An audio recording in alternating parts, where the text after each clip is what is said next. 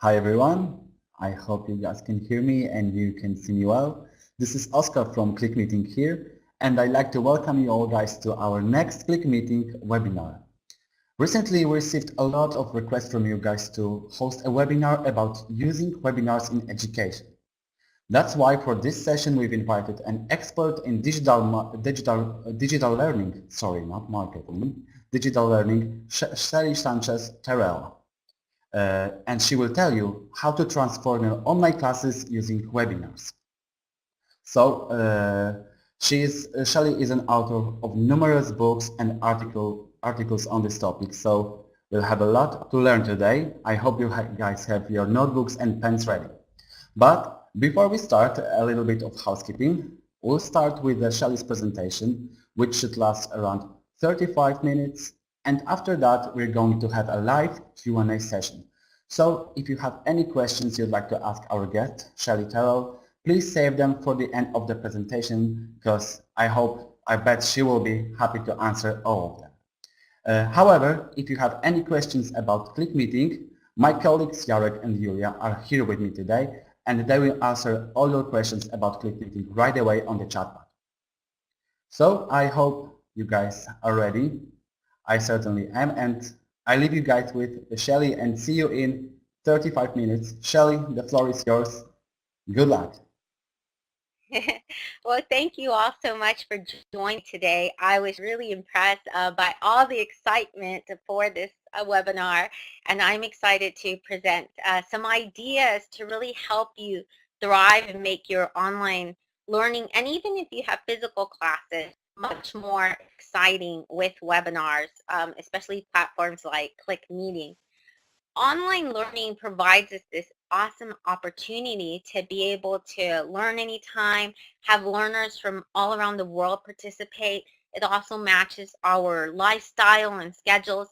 But the statistics show that even though online learning is it offers us all these opportunities, that the retention rates are much lower than in physical classrooms. And one of the reasons is because students are still used to that human element. They want to be able to get to hear and know their professors, be able to participate in class discussions with other classmates. And because of this, a lot of online platforms and learning without a webinar component seem to be very static. You don't get to see on video the professor or even hear from the other learners, just like you're able to hear. And so when you are able to have that video or that voice and you're able to see this on a regular basis, then that can really make you feel as if there's a human element there. With webinars, you're able to really make that learning experience dynamic. There's in some ways, webinars actually make the online learning class much more active and dynamic than a physical classroom. And I'm going to show you how. Many times when you do teach online, you're able to have the student voice. And those are the ideas I really want to share with you today. How to help your students get their voice out there and how to teach them not only how about the content, but really, what they can do with that content. You can get to know the professor when you have a webinar, and I do encourage you, even if you don't like the sound of your voice, or maybe even if you get nervous on video, I think it makes a really great opportunity to connect if you do take that risk. You can always practice.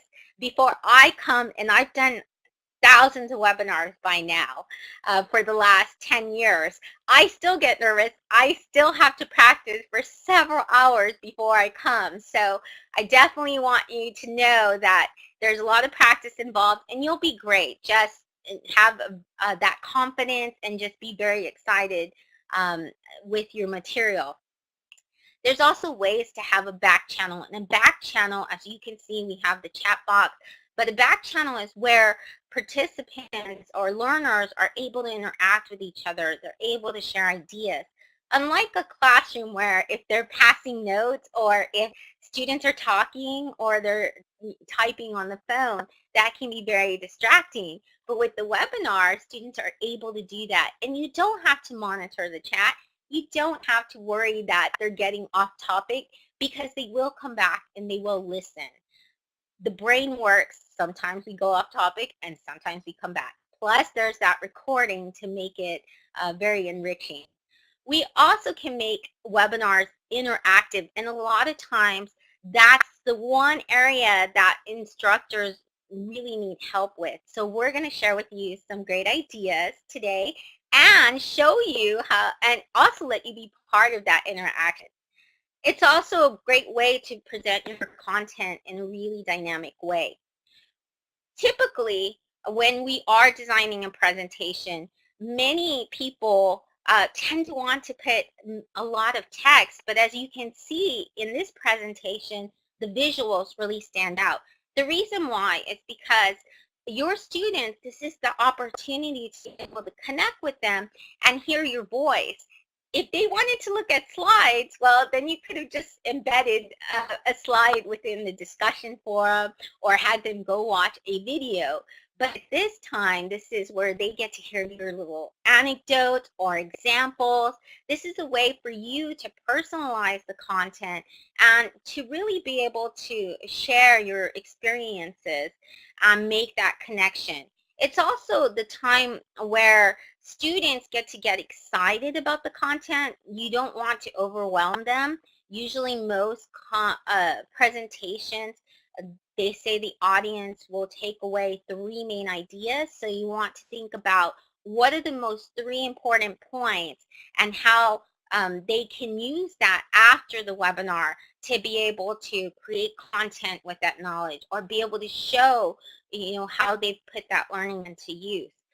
So less is more. Try to get images that your students can connect with. Stay away from the clip art. Stay away from really exciting transitions because that can go wrong. And you want to have fonts that are able to be viewed. Make sure that the color scheme is able to not distract or cause headaches. So these are some ideas that you can use when designing your presentation. You want to try to have one idea per slide here. It's about designing engaging slides. I use high quality images. I use Pixabay. That's a free site to get stock images, and you don't have to put an attribution, but there's Flickr where you do use Creative Commons images. And be creative. There's so many great ways you can design slides. And realize that the way you design a slide is also showing your students. They're able to take that in and they're able to look how a great presentation is. And so you're teaching them those elements at the same time. You can see I get super excited. Sometimes I get too excited and rush a little, but you have the webinar recording, so you'll be able to go back and see some of these ideas. But this is the way that I show how enthusiastic I am about the topic. And that even if you're nervous, you want to focus not so much on you and your presentation skills as far as worrying during the presentation. Am I doing okay? Or do they like me? What you want to focus on is the actual content. Why are you excited about teaching what you're teaching? And if you show that you're very passionate about the topic, then that's a way to get your students excited as well. Many times you'll see a presentation or webinar and it's very monotone. And then you wonder, if they're not excited about this, then why should I be excited about it? And as we know, with learners, you have to have that motivation. You have to motivate them. And so webinars give you that way to really show how excited you are about the content. It's important to keep it short. This ClickMeeting webinar is only about 30 minutes of me presenting, and then you get to interact. And that's really important. You want to have it about 15 to 30 minutes of presentations. And then you can, of course, have a question time. But you don't want an hour of you speaking, because that really isn't the way that our attention span works. Plus, you have to remember your students are going to take what the learning that they found in the webinar and they're going to apply it to some kind of project or essay or presentation or creation, and you want to respect their time and give them plenty of time to be able to work on what matters, which is the activity. Of course, we live in this connected world, and students love social media and connecting, and it's great to be able to show them that you understand the field so well that you're able to get them connected to current field experts. And one way to do that is to invite guest experts. You can find them on Twitter, on Facebook, on Skype. I mean, there's so many ways that you can find professionals around the world. In fact, there has been classes that have connected with astronauts even while they're in space. So you can really offer that really exciting way for students to connect. And that way they get even more excited about the content, and they think about possibly their career choices in the future with this subject matter. When you invite guest experts, they don't always have to give a presentation. You'll find that some already have one prepared, and so you can give them ways to be able to interact with students. But one way is to actually invite them for an interview, and what you can do is get the students to some research the background of the actual expert. They can visit their website. They can see some of the great things they've done. If they have a TED Talk, then they can look at the TED Talk or some of their presentations, and then have students submit questions that they want to ask that professional. And ahead of time, you can approve those or you can modify them, and then you can select students or prepare them to be able to ask that question live to the actual guest expert. And so that can be a really exciting way for students to be able to have even that personal contact with experts all over the world, and they get very excited about this. We've talked so much, or I've talked so much about getting learners to participate, and this is a little tricky. So you'll notice how I've saved this to the end portion, because we're going to get you to participate. But we have over 1,000 people attending, and so it can get a little tricky. Even with your students, you'll have much smaller classes, and so it's going to be much easier. You can avoid a lot of technical difficulties by following the tips that I'm going to provide. But when you are working with getting students active, you want to often save that participation towards the end. And the reason why is if there's any hiccups or anything like that, at least they have the main content in the actual recording. And so we're going to go ahead and participate right now. I'm going to show you some ways that aren't as risky, and then show you some really exciting ways when you do feel comfortable getting the students to participate. So the first activity is called a Philan Activity, and I actually got this idea from seeing one of my favorite presenters, which is my good friend Jason Levine, Fluency MC on Twitter. He's a rapper and he's a rapping teacher.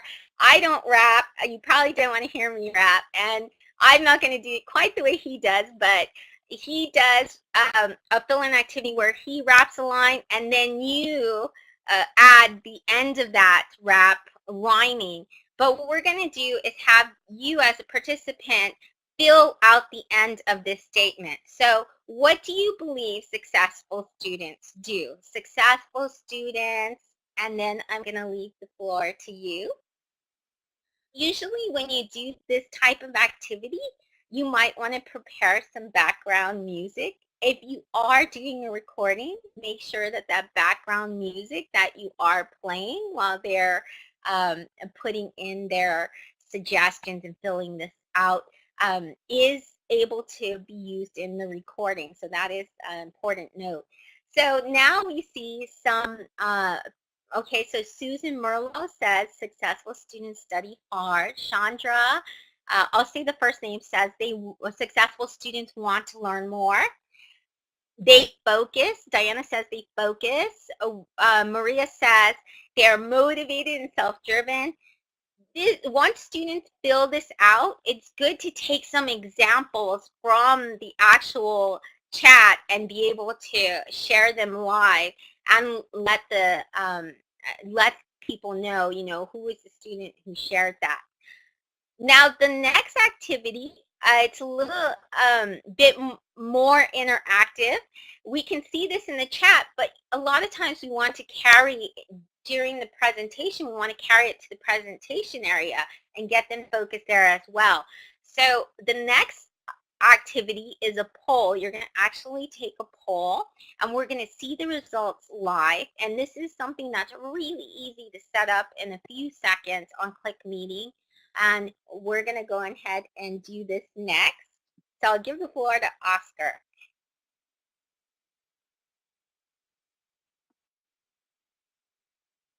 So you simply have to let us know your webinar experience. Of course, we're conducting a presentation on how to use webinars. It's great to get some knowledge from you. Choose one. Have you only attended webinars? Have you presented webinars less than 5? This could be, 1 through 4. Or have you presented more than 5 webinars? I'll go ahead and I can choose mine, which is I told you already I presented many. But then what we're going to do is we're going to actually see the live result, and then you'll be able to see, gain some knowledge about everyone here that's participating. And that knowledge that you collect through polls really helps them connect with the ideas and see what their peers are thinking. And so we're going to be able to see that thinking take place. Here you can see that 30% or the majority have only attended webinars. So if you feel like, wow, I'm a novice, I'm new, these are exciting ideas, but I'm just starting, don't worry. You can see that the majority of your peers in this room feel the same way. There are actually a few of you have presented quite a bit, so hopefully these ideas can spark some excitement or give you a new idea to kind of make it more exciting. You can see how easy that was. There weren't any technical difficulties for those 2 participation activities. The next type of activities could have a little bit more technical difficulties, but there are ways you can set it up. So ClickMeeting gives you the opportunity to have students actually write on a whiteboard. It would be as if students had a marker or pen and went up and, all at once are able to write, go on the chalkboard or your white screen board. And so we're going to do this. What I want you to do is we're going to show you a world map, and you're going to take a pencil, and with this pencil you're just going to mark where in the world you are so we can see where in the world you are. I'm here in Texas, and so you can see that I've posted there. But this is a great way, especially if you're teaching online and you have students from all over the world, which I've taken online classes, graduate classes. I have one master's degree from an online university. And so I learned with learners all over the world, but because they didn't have webinars, I wasn't able to see at the beginning or get really excited about this. And this is a way that you can just get your learners really excited about, what they're about to embark on, who they're going to learn from, and be able to learn more about, their peers and classmates.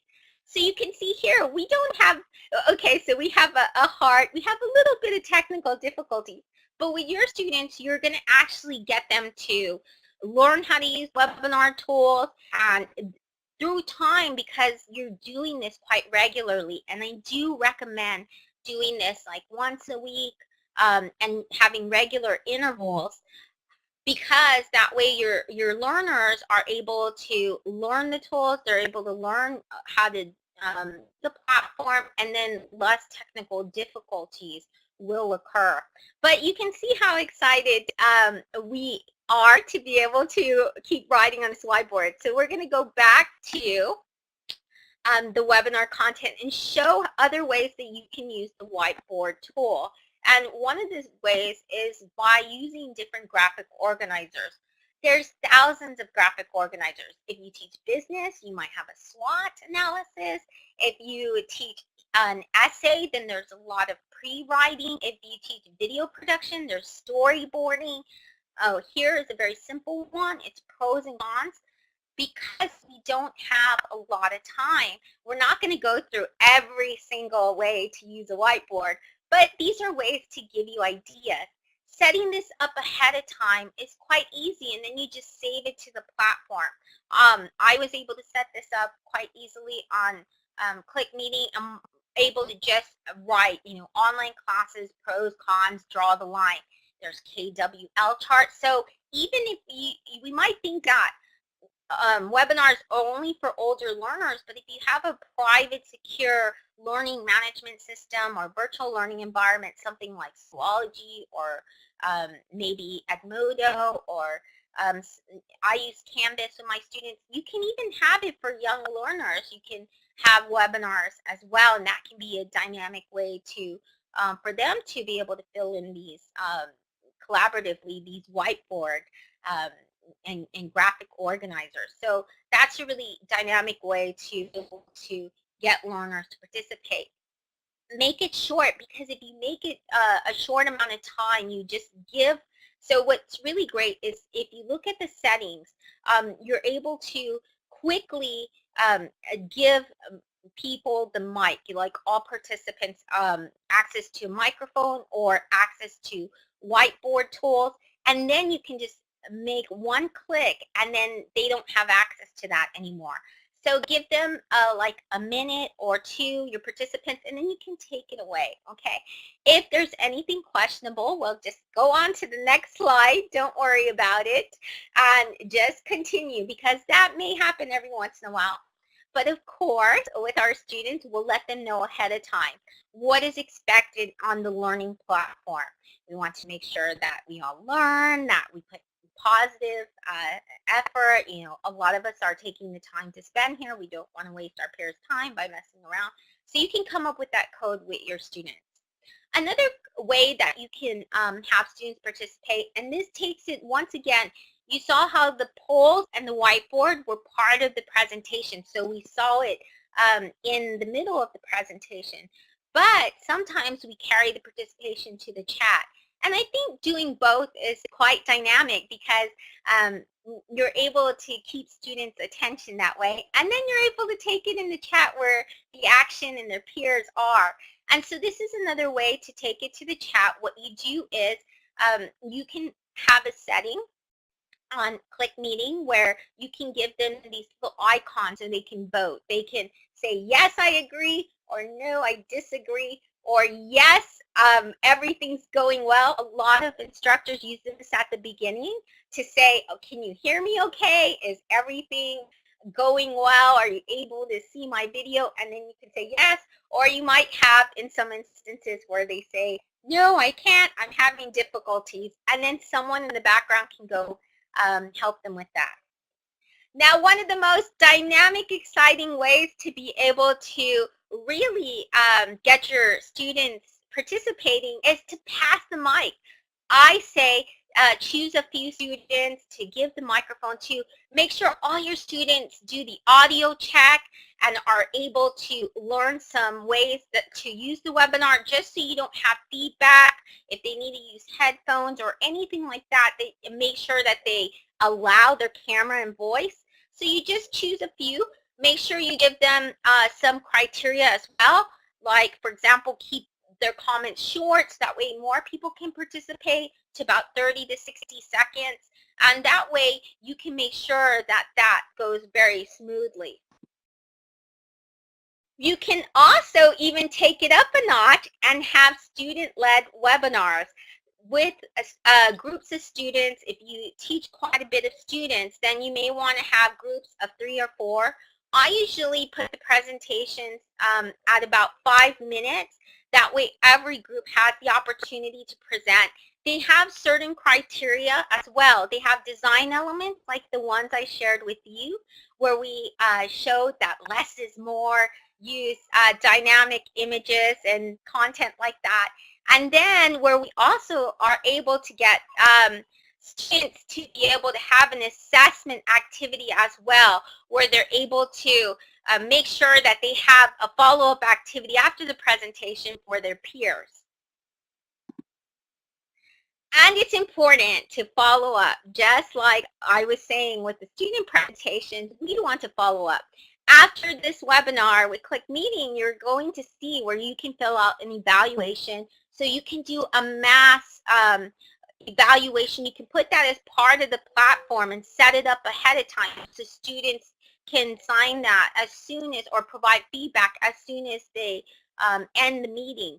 But there are other ways you can have them also follow-up activity, tell them where the recordings are, also have a discussion forum where they are able to present ideas, more questions, say what was the really exciting way that they were able to learn, and what was the important knowledge that they really took away from that webinar experience and what they liked about it. You can also, with the evaluation, ask them ways to make it more dynamic. I always learn from my students ways to make mine more exciting as well. And exit tickets, or sometimes these are called exit cards. And what these do, and there's a lot of different ones, is it's a way to really quickly get students to reflect on what they just learned, take away those ideas. I let you know earlier that statistically, the audience will take away 3 key ideas from a presentation. And so with an exit card, this is one of my favorite ones. It's an easy 3, 2, 1.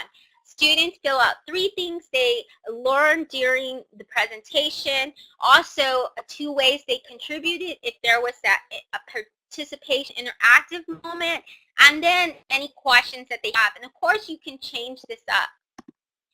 We also have ways that we can tie in social media, and a lot of different online classes now use a hashtag on Twitter.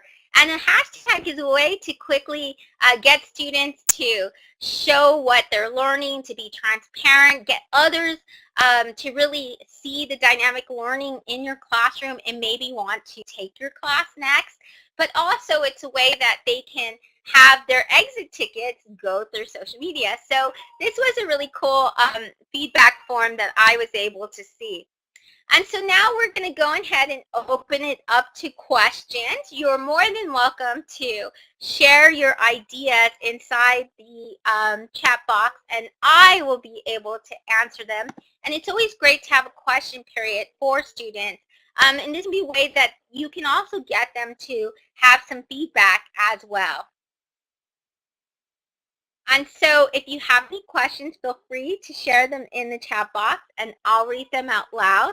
And I'll also be able to answer those live. Now, I know there are some ideas here. Okay, so how do you solve exercises for math when only the whiteboard can be used? Okay, so that's a very important question. What you can do is you can start setting up the first part of, because remember, they're going to have materials. They're going to have their reading. They're probably going to have a book. So you can set up, for example, half of the equation, and then ask students to come and volunteer, 1 student at a time, to go ahead and, or even in the chat box, they can, type in the last part of that equation, or you can have 1 volunteer ahead of time to go ahead and fill out the equation. But I definitely recommend just starting it, so that way they're still doing that fill-in activity and you're guiding them as well. Let's see, what is another one? Okay, so any do's or don'ts for presenters' backgrounds, like your bookcase. So bookcase makes you seem really, that's a very good question actually. So bookcase is actually a very popular background for presenters because it makes them look very wise and smart. There are a couple of notes. So you notice that I'm not wearing any jewelry.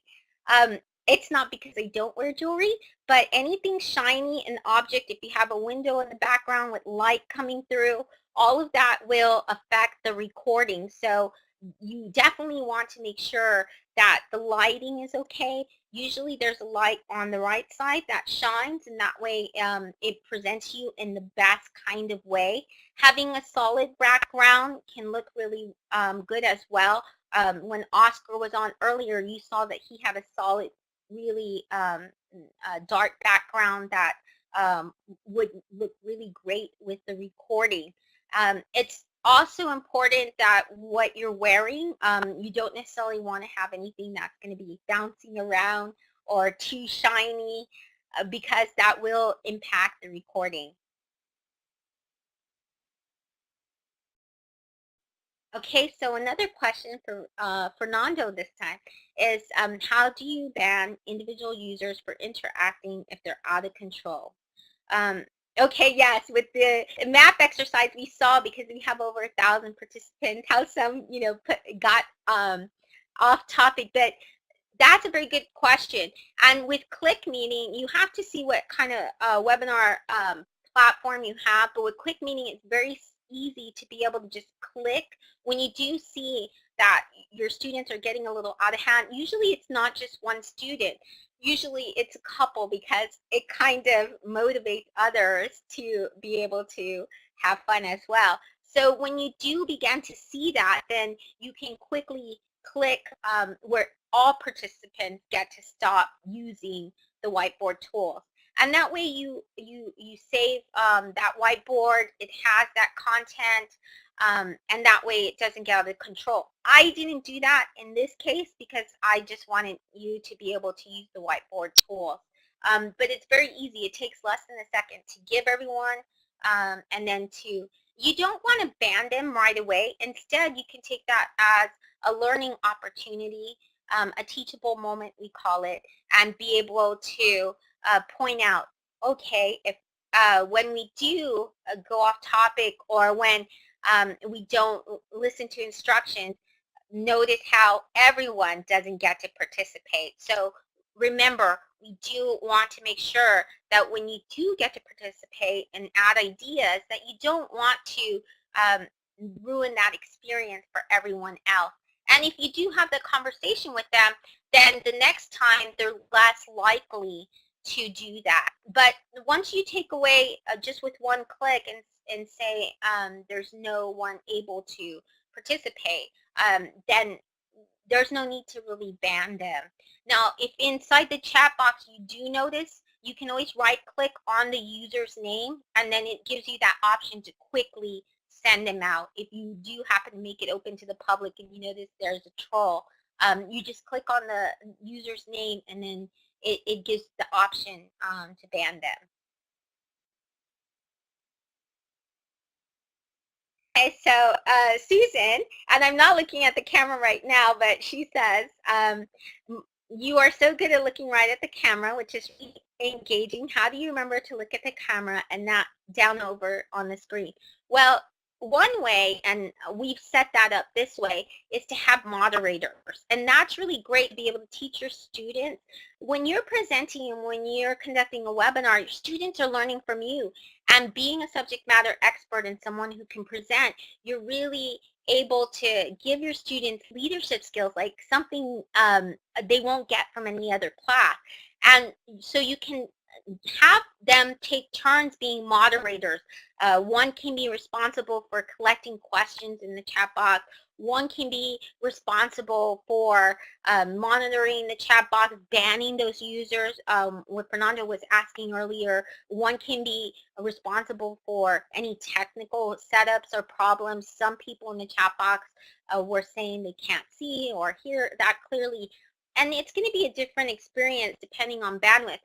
The more you get involved to be able to help you, then you can focus on the presentation and you don't have to worry. That's why I can look at the screen, because that's all I have to worry about here. And the rest of the moderators in the background, there's 3, have been really great about making it to where I can do that. And your students can do that. Amy asked, I've heard there are studies where seeing the speaker teacher becomes more distracting. Is there greater value in no video? That's an important question. So I'm not sure what those studies show, but I think that if you have, for example, different guest speakers, then that really makes it more dynamic. It also depends on what kind of presenter you have. Usually in a classroom, we tend to follow the protocol of a lecture. And when we transform this into a webinar, then we want to continue that. But really that doesn't work with the webinar. And what you want to do is to be able to have where you don't do so much talking all the time, but you invite other experts. You also invite, for example, other students to also participate and present. And what you're doing there is then you're making it about the content and not about you. When students see experts, they realize, doing the background research, that this is someone really important in their field. They have that one opportunity to speak to and interact and ask questions, and they do pay attention to what they're saying and the content. So I think that's a really great way to limit that distraction. Another idea is if you don't have a great web connection with broadband, and some of us don't, then show yourself at the beginning, say hi, and then what you can do is you can actually take off your camera, you can pause it, and then just have audio. There are a lot of different presentations that I've conducted that way. In fact, every Friday I have a webinar and I do that. I just say hi, and then I have a picture of me, a smiling picture of me that I have instead, and that's the way I conduct the rest of the webinar. How long should a classroom webinar last? I believe that should be about 15 to 30 minutes, because remember, they're still reading material, they're still having to do their projects, or they're perhaps writing an essay, and so we just want to give them little tidbits, get them excited. But we know that there are other instructional materials that are part of the course that they also have to dive into. So I recommend 15 to 30 minutes at the most. And that way, more students, those who miss, you're going to have some students who aren't able to attend the live event. And if you want them to watch the recording, students usually will watch a much shorter recording. They're going to, and make sure that that's another reason to have an interaction where everyone's collaborating towards the end, because you want to make sure that the first, portion of the webinar, that recording is what they're going to look at, and then more than likely the attention wanes at the end. So put the most important stuff at the beginning, and then that way you can make sure that they at least gain that knowledge. What is the maximum amount of participants you could say is manageable for collaborative courses? John, that's a very good question. I actually have a lot of experience with this, and I host massive open online courses, so I've had anywhere from 2,000 participants in a course. It really depends on the presenter. So when you start off, it may be 25 to 100 students, and that's what you manage, because that's what you might manage in a classroom. And that's the kind of learning I did for my graduate courses. I actually took for over a year online courses for one of my degrees, and so that really taught me a lot as a learner. And now then I was able to make it more collaborative and find ways to make it more interactive. And so as your experience grows, you can be able to manage massive open line courses. They do say, however, statistics show if you have 20,000, there's always going to be a high rate of those that actually don't complete the course. So it just depends on your experience as a presenter, how many interactive exercises and collaborative activities you are able to have, how many moderators. So if you do have more in an online learning environment, then you need more instructors. And that's how we've managed a massive open online course. We have about 100 students per instructor, but that instructor knows how to use the learning management system. They know how to use webinars to make it interactive like this and not just deliver a lecture. And so that really helps you decide. But if you're just beginning, I would say 100 or less, maybe even 20, classroom of 20, and get used to it, and then you're able to handle a lot more. How long should you wait for commerce, and what do you recommend while waiting to start? Good question again, Fernando.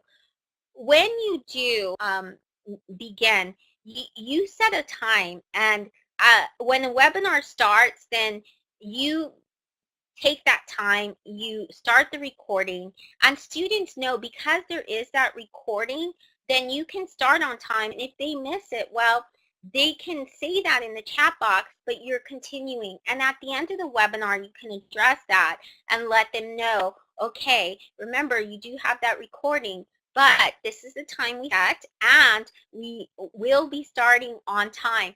If whenever you schedule this webinar, if you continue to start at the time, and also if you have an ending time, respect that as well.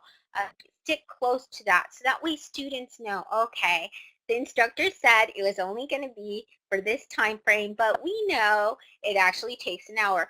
So we do want to respect time and keep to those parameters.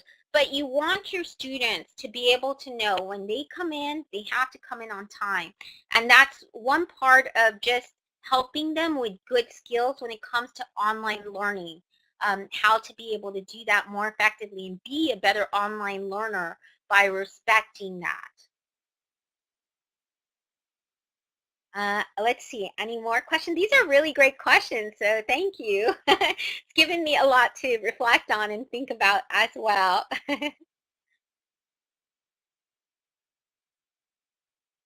I would recommend, before we go, when you do start, try one of these activities. If you're still new and you haven't worked that well with the platform, make sure you learn the platform, see all of the available settings and tools, test them out with somebody else, practice before you actually use it with your students. And when you know your webinar platform, then that makes you a more powerful presenter, because you know ways to manage all of this engagement and this collaboration, which you can see here. We've had pretty much no technical difficulties, and we have over 1,000 participants, and we've made it interactive. And that's because ClickMeeting has a lot of features that I worked with and to be able to know how to be able to do that.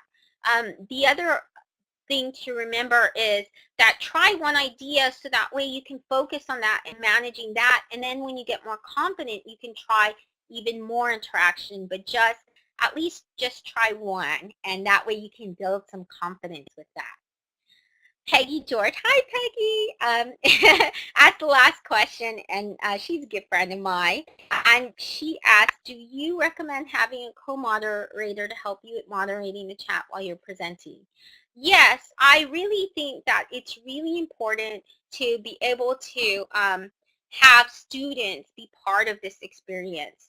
When you're able to have them, and what you can do is ahead of time, you want them to be able to so part of having an online course is they also have to go through the technology, the tutorials, and be able to learn the tools, so that way when they do give their presentations, they're more effective, but also they can be better participants. If we get through all the technical difficulties like the feedback, the flashing light, or any of those, then we know that technical difficulties make the learning experience a little bit more stressful. But if we're able to get them used to the platform, and moderating is a great way to do that. That gives them a purpose for really learning how to do that. I recommend a calendar where in a lot of learning management systems, virtual learning environments, wherever you're teaching, usually has a calendar, and list the students, let them know, okay, these are going to be my 2 or 3 moderators.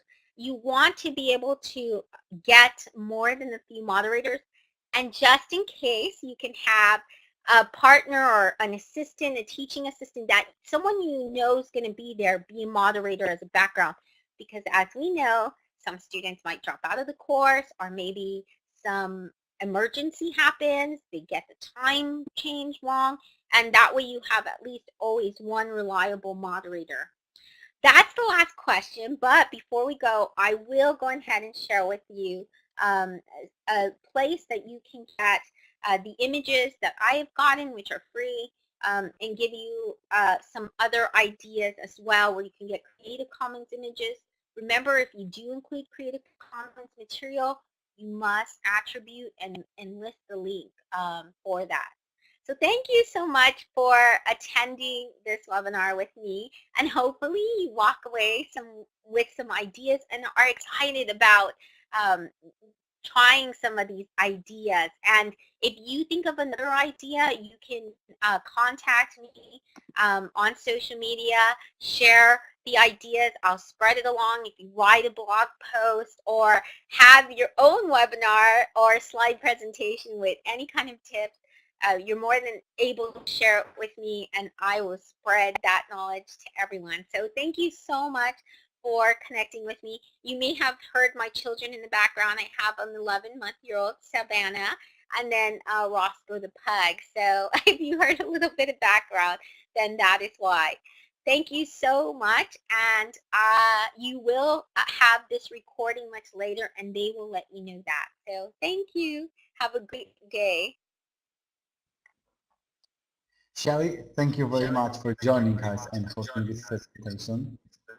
I bet you guys enjoyed it as much as I did. For you guys, thank you for joining us, and just so you know, there will be a recording available for you very soon. And if you have any questions or feedback regarding this webinar, we'll be happy to receive it. You can write me on my email, and I hope to see you guys on our next webinar very soon. Thank you very much, Shelly. Have a good evening, everyone. Bye-bye.